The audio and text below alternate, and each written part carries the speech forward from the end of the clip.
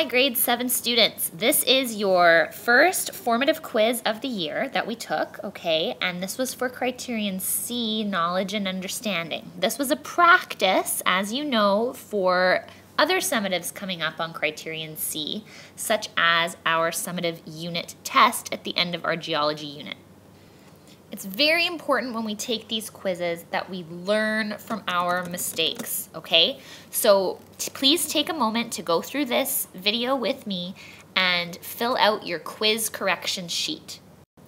You only need to fill out a correction for the questions that I have indicated on your quiz. So please check the top of your formative quiz that you now have back, and for each question on there, while I talk about it in this video, that should help you fill out a correction for it so that we can do better next time. Let's begin with the rubric. As many of you know, there are 3 different levels of our rubrics in science. And with quizzes and tests, we have various different types of questions that match the different levels that you can achieve on these quizzes, okay? So the first type of question that we have, as you can see down here, are questions where you are solving simple problems. Not easy problems. The problems are not easy, okay? Don't get confused between simple and easy. These are just problems where you are recalling some scientific ideas and concepts. And in this quiz, as you can see, those were questions 1 to 3. So let's go check out how you did on those.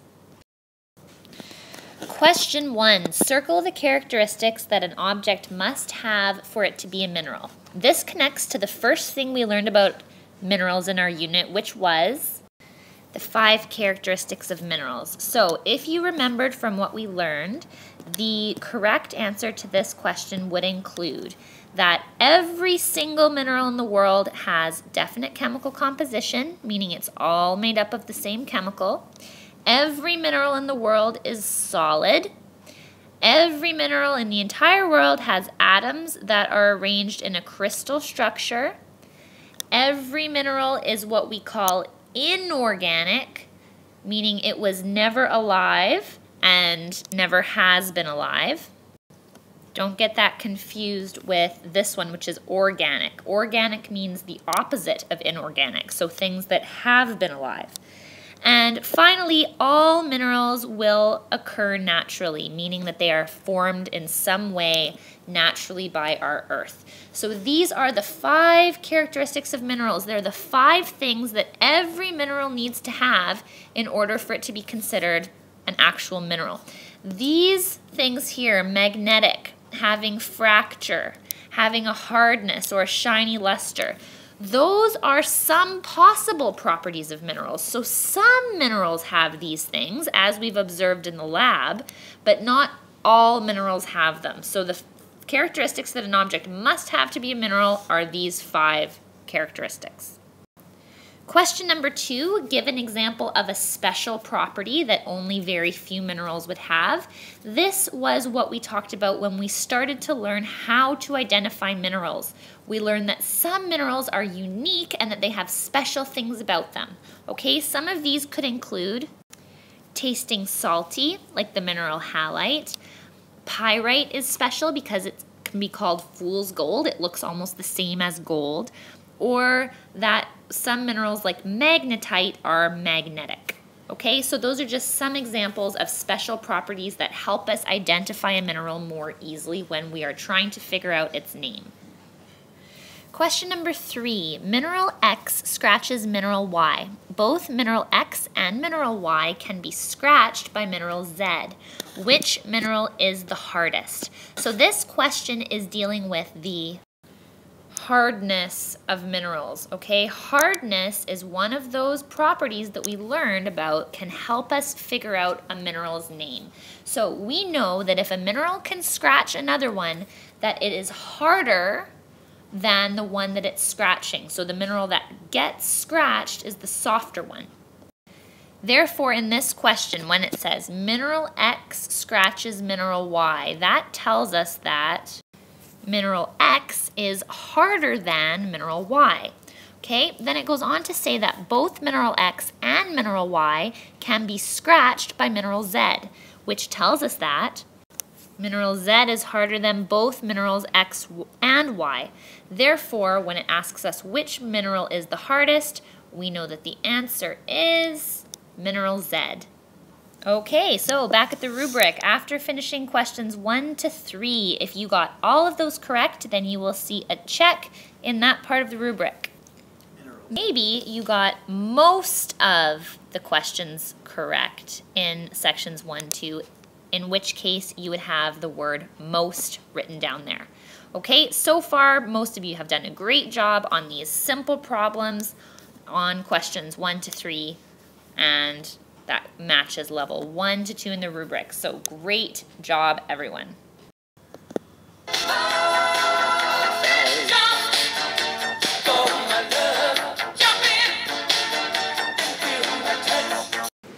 So here are the familiar questions. These are questions that you have seen before, or we've talked about these concepts before.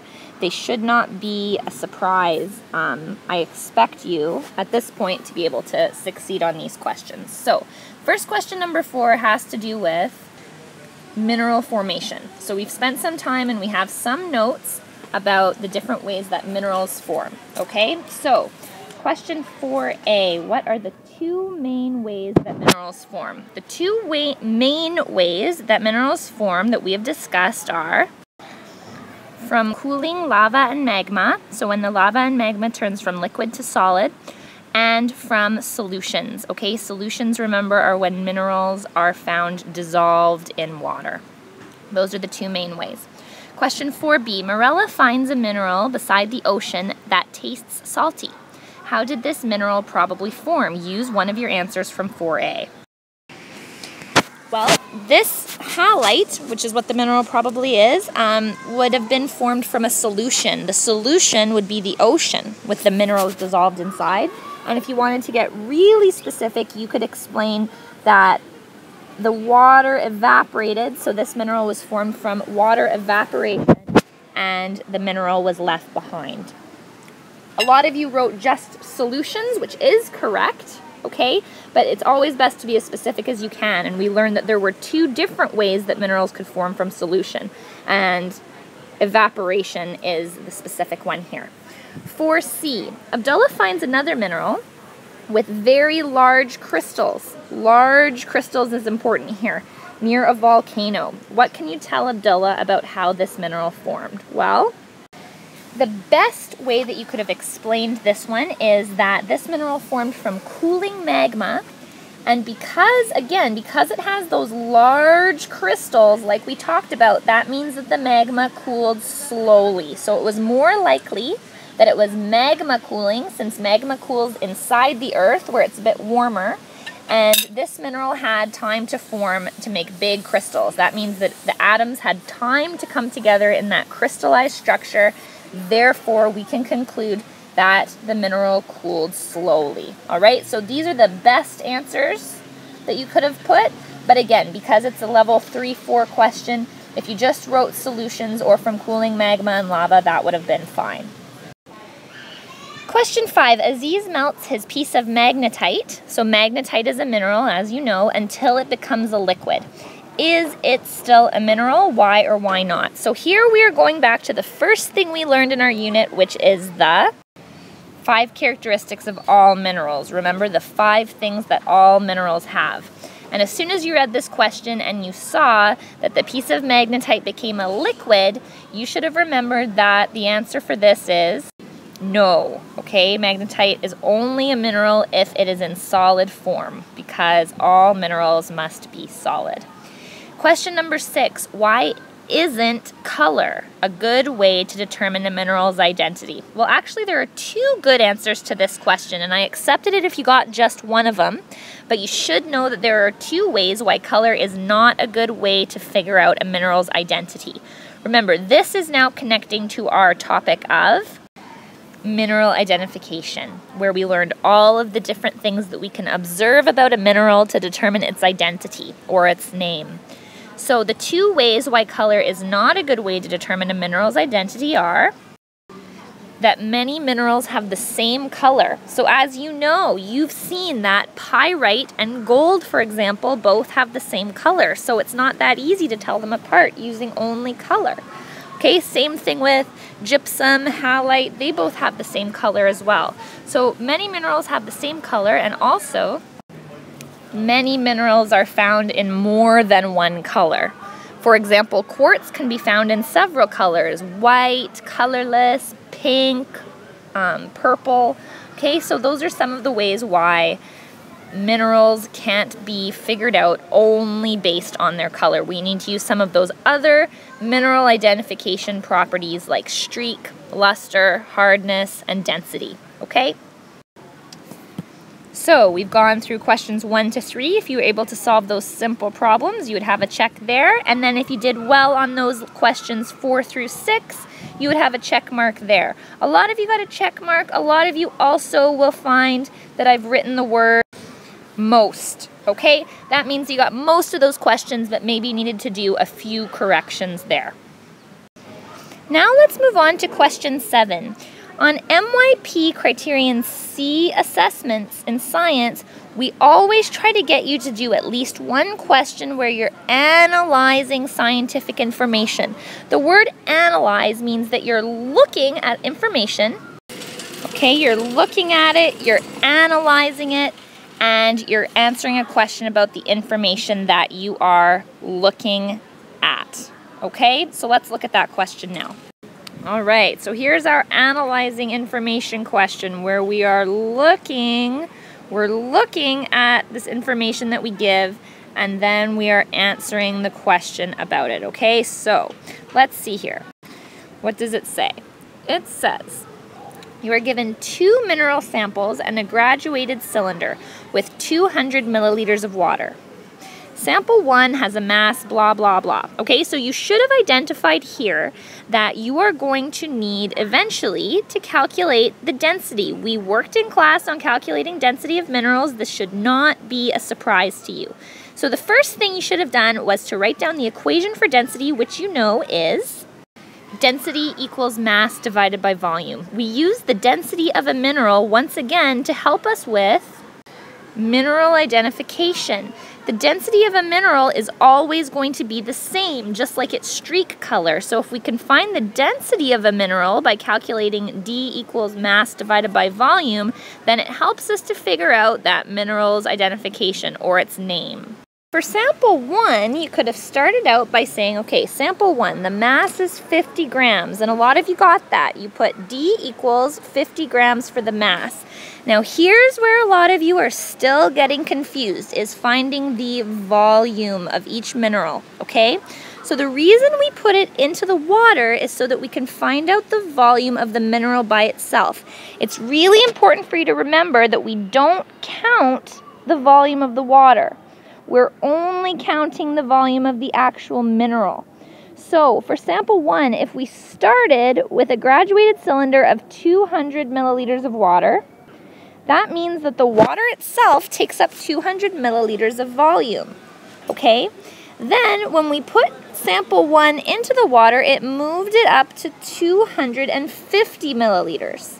So we started off with 200, we put the mineral in, and it went up to about 250. That tells us that the volume of the mineral is not 250, but the volume of the mineral made it move from 200 up to 250. And the difference between 200 and 250 is 50 milliliters. So the mineral itself is only taking up 50 milliliters of space.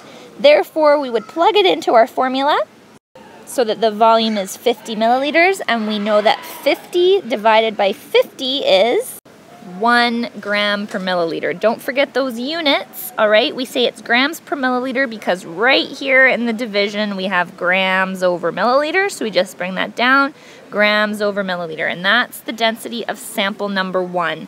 Sample number 2, it has a mass of 150 grams, and it displaces the water from 200 milliliters up to 275 milliliters this time. So again, if we don't count the water that we start with, we only count the volume of the mineral, we see that the difference between 275 and 200 is 75 milliliters. So that means that the mineral itself is taking up 75 milliliters of space, and that is our volume. There we have our equation. A couple of you need to be extra careful here, okay? Remember that if we have 150 grams over 75, when we do that division, that means that we set it up like this. We set it up like this, 150 divided by 75, not the other way around. The number on the top is always the one that goes inside the division, okay? And you didn't need a calculator for this. You should have known that 150 divided by 75 equals 2. Okay, so that tells us that the density of sample number 2 is 2 grams per milliliter. So you did those nice calculations, you figured out the densities, and then to finish it all off, you had to make sure you clearly answered the question, which was, which sample has the greater density? So the best way to do that would be to end with a nice sentence like, sample 2 has the greater density. So to get full credit for that question, you needed to make sure that you included your units, grams per milliliter, and you showed your division, you showed that you understood the formula, and you ended with a nice statement like that, just like your math communication marks, okay? All right, back to the rubric. Here we go. So if you have done well so far and you've got checks all the way up through those questions that we've talked about, or even if you have the word most written in there instead, then you would have been achieving a level 4, okay? So if you didn't get any of these questions quite right, but you did get all of these level 1 to 4 questions correct, then you'd be a level 4 on this quiz. And trust me, a level 4 is good, all right? A level 4 is great. A level 4 means that you've done everything that I expect you to be able to do. You can answer the questions that we've talked about in class, and you understand the concepts, and you are able to analyze information. So if you got a level 4, I'm not worried about you. That's really good. Now we'll finish off by going over the questions at the top band of the rubric. These are the questions where you need to be able to do those higher level thinking questions.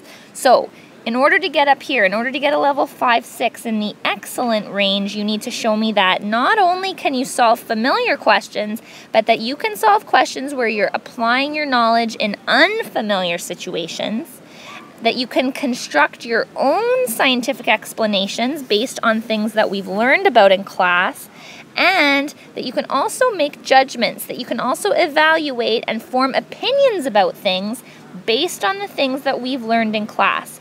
So these aren't questions that are so unfamiliar that they don't relate to the concepts we've talked about. No, these are questions that relate to what we're doing, but we haven't talked about them specifically in our class. So let's see how you did on those. Here is our first unfamiliar question. A question you haven't seen before, but you should be able to answer it using the concepts that we've learned. Question 8, below are pictures of 2 rocks that Sarah found in her backyard. Which one, A or B, is more likely to be a mineral? Use 2 of the 5 characteristics of minerals to help explain how you know. So this is related to our, once again, our 5 characteristics of all minerals. So if we're ever trying to tell whether or not something is or is not a mineral, like these 2 rocks, we would need to use the 5 characteristics that tell us whether or not something is or is not a mineral. So the correct answer really for this question was that sample A is the one that's a mineral, okay? And it was very important on this question that you only use the characteristics that you can be sure of, the characteristics that you can tell simply by looking at the picture. All right, and the other important thing here is that you must make a comparison between A and B. So it doesn't really make sense. Let's look at the 5. Remember, the 5 characteristics are that all minerals must be solid, inorganic, naturally occurring, have definite chemical composition, and have crystal structure. You only want to use the ones that you can be sure of by looking at the pictures. So please do not say that you know rock A is the mineral because it's solid. that doesn't help us because it's clear from the picture that rock B is a solid as well. So it doesn't really make sense to say rock A is a mineral because it's a solid, because B is also a solid, all right? Same thing here with inorganic and naturally occurring. You can't really tell from the picture that these would be inorganic, meaning that they were never alive. It doesn't tell us that in the picture. The picture also doesn't tell us that they're naturally occurring. We can't be sure. So whenever you're answering a question like this, where you have to use the information, make sure you're actually using it. And when it says to use 2 of the 5 characteristics, the best characteristics to use in this case that we can actually see in the picture would be definite chemical composition and crystal structure. Okay, and then the best way to explain that rock A is a mineral is to make sure that you're comparing it to rock B and explaining why rock B is not a mineral. So here we go. Here would be a great answer. Sample A is more likely to be the mineral because it has crystal structure. You can see that it has flat sides and sharp edges. Rock B does not. It is rounded. Sample A also has definite chemical composition because it looks like it is made up of all one chemical, whereas sample B looks like there is more than one substance inside it. Alright, this would be a great answer. Not only are you making a comparison between the two, but you're also showing me in your answer that you understand what definite chemical composition and what crystal structure actually are. You've indicated that you know that. Alright, so that would be a great answer for that question. Question number 9. This was one of the most difficult questions for a lot of you on the quiz. All right, Farah's teacher asked her to find the density of a metallic yellowish mineral with a mass of 30 grams. She measured the volume with a graduated cylinder. After calculating D equals M over V, she discovered that the mineral was named pyrite because it had a density of 5 grams per milliliter. Okay. That gives you all the information you need right there. The next day, Farah's teacher showed the class a very large piece of pyrite with a mass of 200 grams. Can you predict the density of this larger piece of pyrite? Can you predict what it would be? Explain your answer scientifically. So we've given you a lot of information here, but what we were really looking for was whether or not you understood that density was one of those things that we use to identify a mineral identification. Okay, so what you should have remembered when you were looking up, remember when we were doing the mineral ID lab and you were measuring the densities and then you were using those densities to try to match them to what the mineral would be. You should have remembered that as long as we know the density of a mineral, that density will never change. No matter how big or small the mineral is, it's always going to have the same density. So what that means is if you have a bigger piece of mineral that has a higher mass, its volume is going to go up as well, so that no matter when you calculate D equals M over V, the density of a mineral stays the same. And that's why we can use it to help identify the mineral. It doesn't matter. It doesn't matter what the mass is, okay? Anytime you have a mineral that's a piece of pyrite, its density will always be 5 grams. So you might have a small piece with a mass of 30 grams and you find its density is 5 grams. You might have a big piece with a mass of 200 grams. Doesn't matter, its density is going to be 5 grams. Okay, it doesn't matter how big or small that mineral is, it will always have the same density as long as it's the same mineral. They could have found a mineral with a mass of 5,000 grams. The density of the mineral would still be 5 grams, okay? So a lot of you read this question and you said, but miss, they don't tell us the volume. We need to do calculations and they don't tell us the volume. You didn't need to do any calculations because you already knew the density.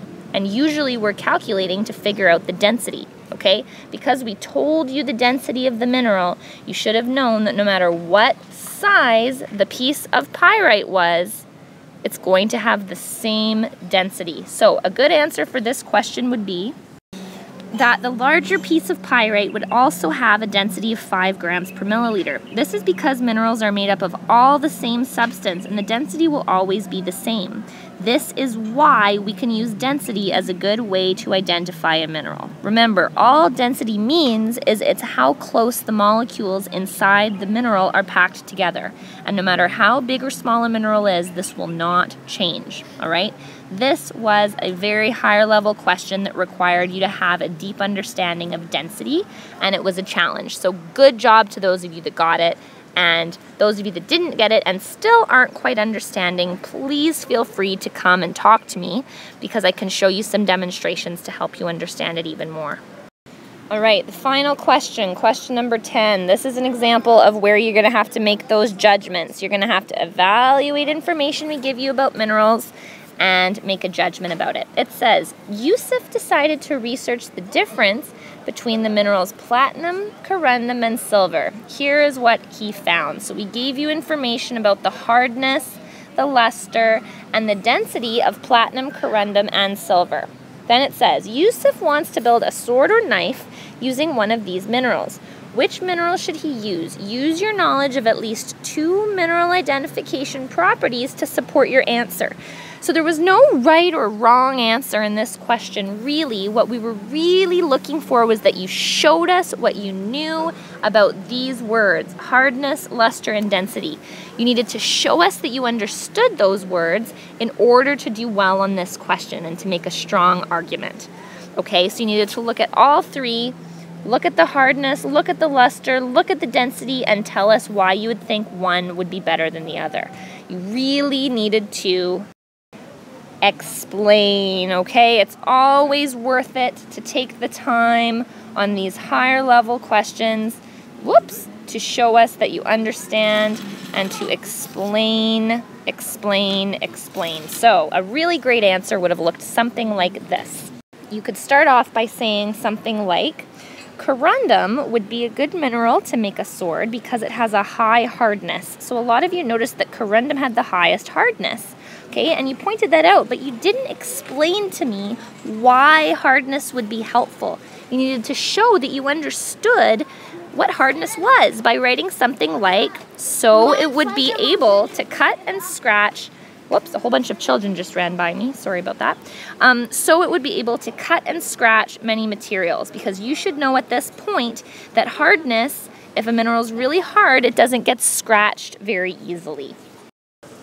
All right, and then for a second connection, because you needed to use at least 2 mineral identification properties, many of you noticed that corundum had a low density. Well, it wasn't enough to just say corundum has a low density.